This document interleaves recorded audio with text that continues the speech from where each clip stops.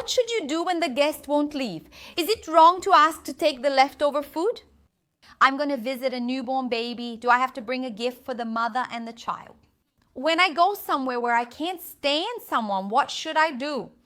In today's video, I'll answer these and other questions from you. Hi, how are you? I'm Juliana Santiago, a consultant and etiquette specialist, and today I came with another Q&A video. So if you have any questions about etiquette or behavior, leave a comment below. Who knows, maybe in the next video I can answer one of your questions. Today, I picked several questions that I'm sure you'll really relate to. Let's go to the first one. It's fine to ask for leftovers after the festivities. It's neither right nor wrong. That will depend a lot on how close you are to that person. If you're at a party where you just met the person, they're a guest who isn't that close to you, I really don't recommend you ask to take it. If the person offers and you're interested in taking it, I don't see a problem. Now, for example, if you're at your sister's party, your mom's or very close friends, someone who's really close to you, then it's no problem. You can ask, you can say, Mom, there's a little left, can I take it? So if you're not very close to this person, I don't recommend it unless they really offer. When we go to a place where there's someone you can't stand, what should you do besides ignoring them? Let's go. First of all, we shouldn't ignore this person. Talking, being friends, maintaining a relationship is very different from being polite. And it's important for us to understand that. Being polite is greeting the person, saying hi and saying thank you. Now, if you don't want to maintain a relationship, then you shouldn't start a conversation with that person or stay close to them during the event. So there's no problem if you don't interact with that person there. But if you're in the same environment, regardless if you can handle it, not the person, but you need to be there, it's important that you at least maintain standards of good coexistence, right? So like staring at the person, giving them dirty looks, or making snarky remarks when they say something you don't agree with. None of that should be done, but you should still greet them, say hi, say goodbye, thank them if they do something for you, or show kindness. So it's important for us to separate things a little, okay? In many situations, especially in adult life, we will have to deal with people we can't stand, whether it's in corporate settings or social environments. In social settings, at parties and events, it's easier for us to avoid these people because we can't choose who we're going to talk to. Now, we need to develop a tolerance for dealing with people we don't like, especially if they're in our work environment. When you get up from the table, where should the napkin be placed? I have a table etiquette question for you. Actually, there are two explanations about this same topic. Some etiquette experts mention that when you need to get up, your cloth napkin should be placed back on the table. You should place it on the left side. However, internationally, in several countries, it is taught in a completely different way. Where should we place our napkin on the chair when we get up and return? So like this, Juliana, I teach my students that the ideal is to place it on the chair. Why? Usually, your napkin is dirty. It's not really suitable for you to continue your meal. And we work with the concept that when you have a restaurant with cloth napkins, the entire cleanliness of that restaurant is appropriate to receive a cloth napkin. Even the chairs are clean. Some people say that the chairs aren't clean. But anyway, another point that's also interesting to mention is that in most sophisticated restaurants, usually when you put your napkin on the chair, another napkin is brought to your table. So the waiter takes away the napkin that was on the chair, and then when you come back, they add a new one for you. Now, a very important point is that it's considered rude to leave the table during the meal. So if you need to go to the bathroom, answer a phone call, or do anything else, ideally you should do it before you go to the table. In the end, or if you really need to leave, try to go between courses. So for example, the appetizer was served, then you get up before the main course arrives. And always remember when you finish your meal. then yes, the napkin goes back on the table and is placed on the left side. How should you behave in a condo meeting? Could you make a video about this, please? If you would like a video just about this topic, I can definitely make one. So leave lots of comments down below so I can find out which topics you like and what you want to see here. I'm going to share with you 3 points that I think are important for you to address in your next condo meeting. The first one is maintain a good posture.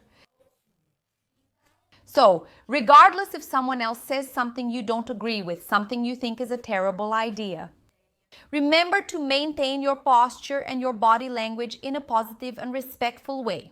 So, for example, crossing your arms or making gestures as if you are analyzing the person. Another thing is staring at the person or even moving your head too much, making too many facial expressions as well. Your friends, and also share, and your friends.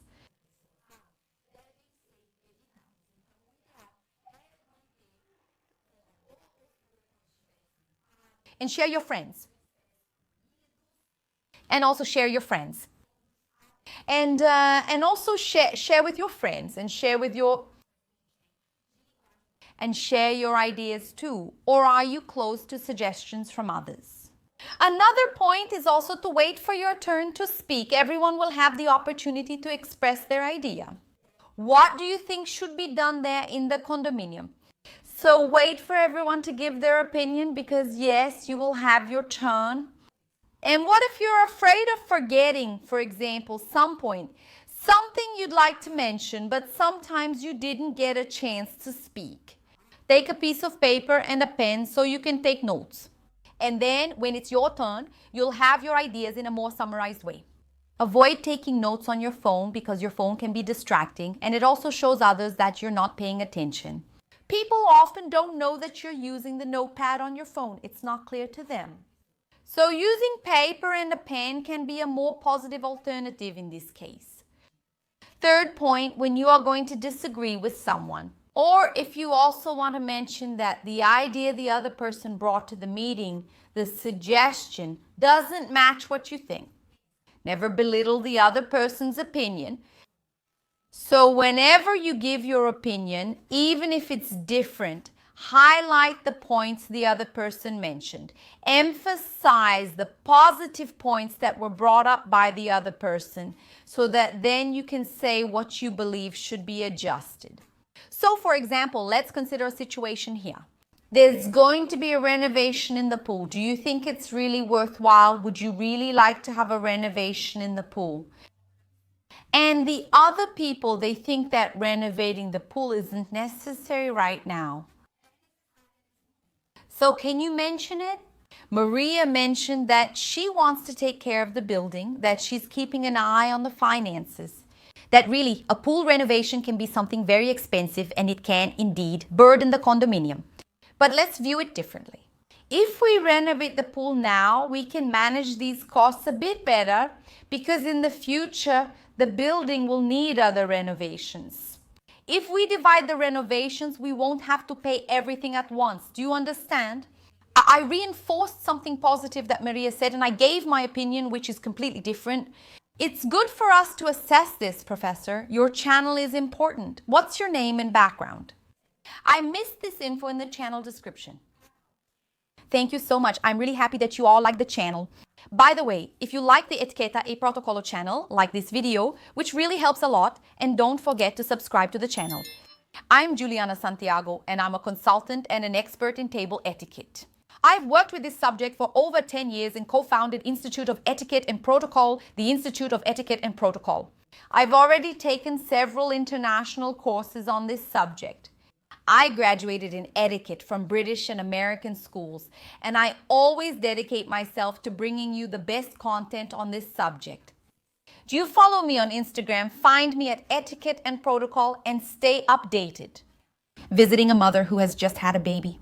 We should bring something for the mother and for the baby. It's essential for you to think about bringing something for the baby and for the mother. It's very thoughtful. It would be something extra that you do. It would be an even more special gesture. If you want to surprise them, if you want to be a guest who really stands out from the others, from the other visitors, I would definitely bring something. Of course, there's no need for it to be anything very expensive. It could be a cake you made, a box of chocolates, a tea set, for example. Any little thing you do for the baby's mother is really something very special. I have 2 daughters and I've been in that position twice.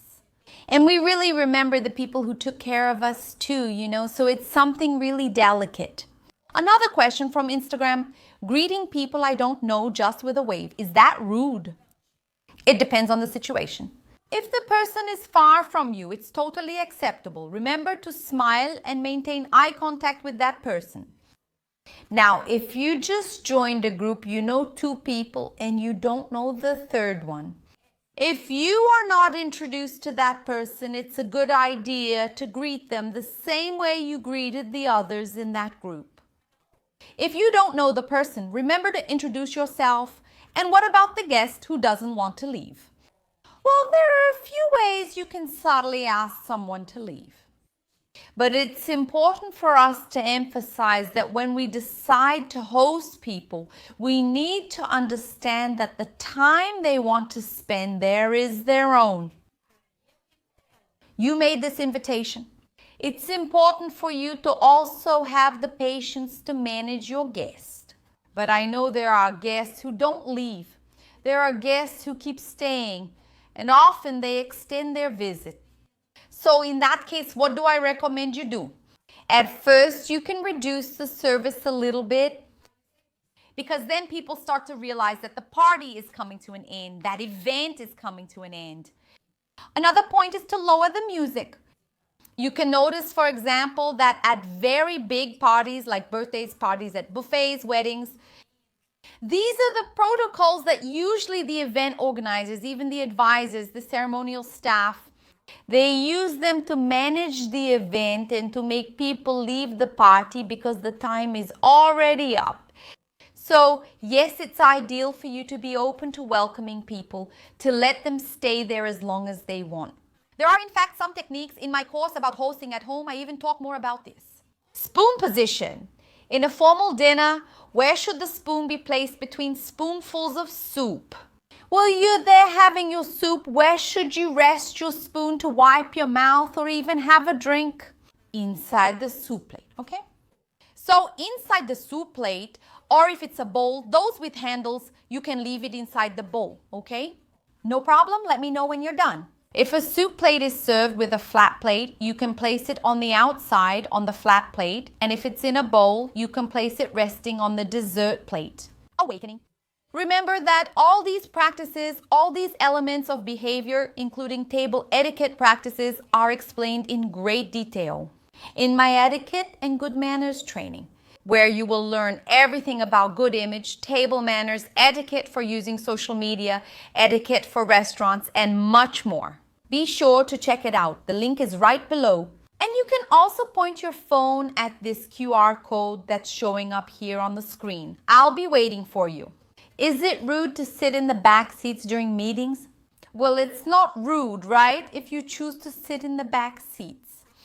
However, the person who is going to lead that meeting or presentation, even if you don't mean to, you show them that you're not that willing to participate.